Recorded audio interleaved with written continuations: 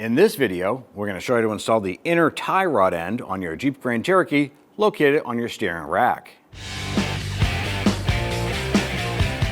Using a 22mm socket, loosen and remove the lug nuts.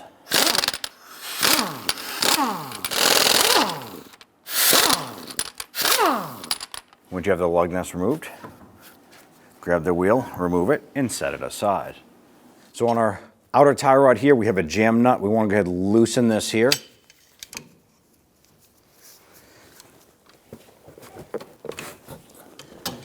You can use just the locking pliers like I used here, or you can use a wrench for it, but the locking pliers is super easy and quick. We're now going to use our 22mm socket to loosen the nut on our outer tie rod end. We did spray this down with some rust penetrant.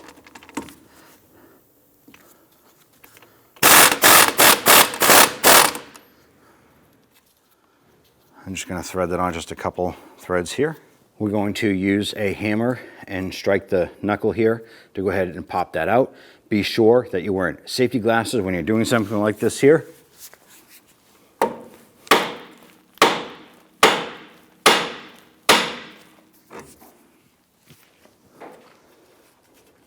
Loosen that nut and pop that off. Our next step is to unthread this off the inner tie rod.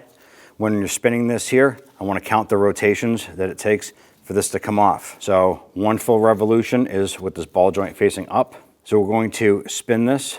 We want to count the amount of revolutions it takes to remove this from the inner tie rod.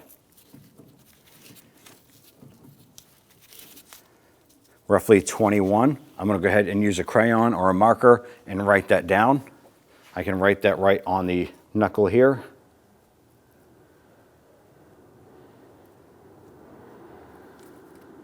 Now we're going to remove our jam nut.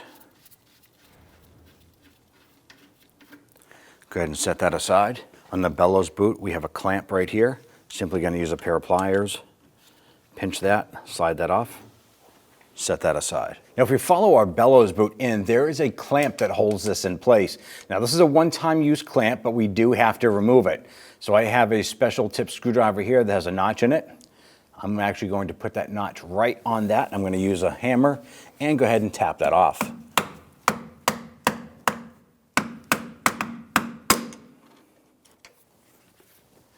At this point here, we should be able to grab that Bellows boot and slide that off and just pull it off the inner tie rod.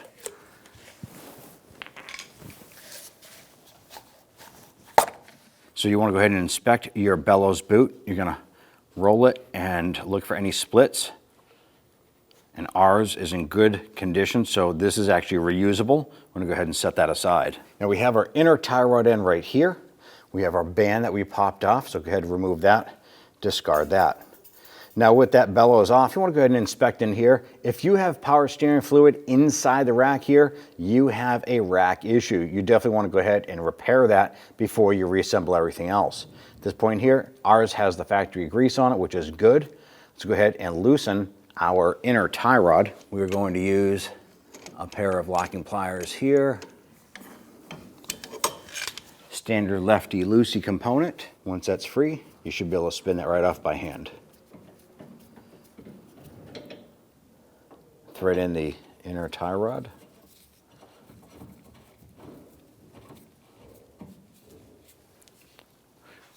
Let's go ahead and secure this. Want to make sure that's good and tight. Go ahead and apply some grease here. You want to go ahead and work this around, pushing that grease into the joint. Go ahead and rotate that around, pushing that in. Now there's already some grease in there from the factory. This is just a little extra.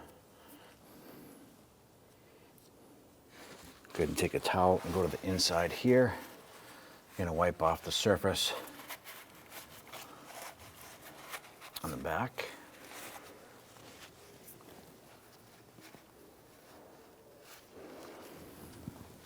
Then we're going to use the supplied tie here.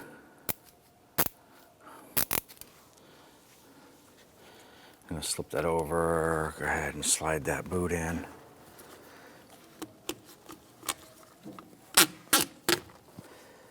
Work the rack boot into place. Make sure that it's seated all the way in. Now we can use our tie strap here, and we're going to use this to secure this in the back. You reach up through the bottom side of the lower control arm here. Make sure you get that lined up. You can use pliers if you want to secure that a little bit tighter. Once you have that snug, go ahead and cut off the excess.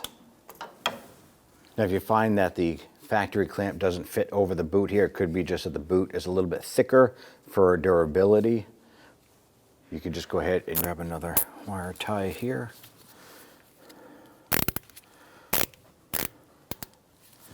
Go ahead and snug that down. And grab it with a pair of pliers. Make sure that's good and tight. And then snip off the excess there.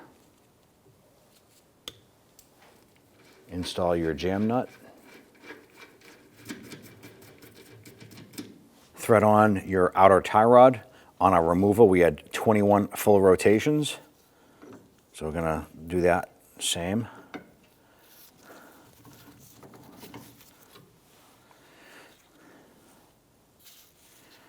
Go ahead and get this lined up.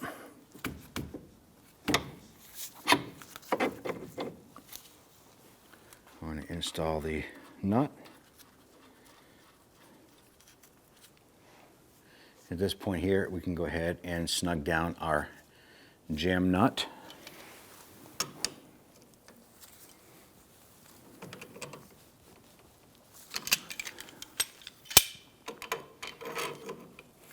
Grab this here, straighten that out. I want to go ahead and snug this down using a 21mm socket. You want to go ahead and torque down the tie rod nut here to 70 foot-pounds. Now if you have the ability to do so, you want to go ahead and torque the jam nut to 55 foot-pounds. Otherwise, go ahead and use those locking pliers and make sure that's good and tight. Once you've completed this project here, you want to go ahead and bring that vehicle down and get an alignment done. That's going to help prevent premature wear of your tires and premature wear of other components. Go ahead and install your wheel. Get our lug nuts all started by hand first. Once we have all these on, we'll go ahead and snug them down.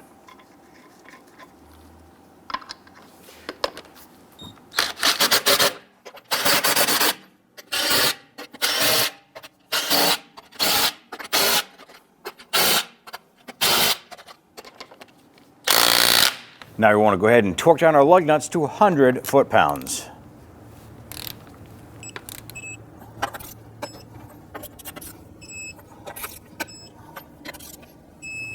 And at that point there, you're all set.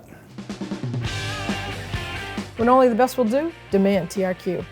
The only company that lets you view before you do. TRQ is committed to offering the highest quality aftermarket auto parts that are engineered for peace of mind. Thanks for using and viewing with TRQ.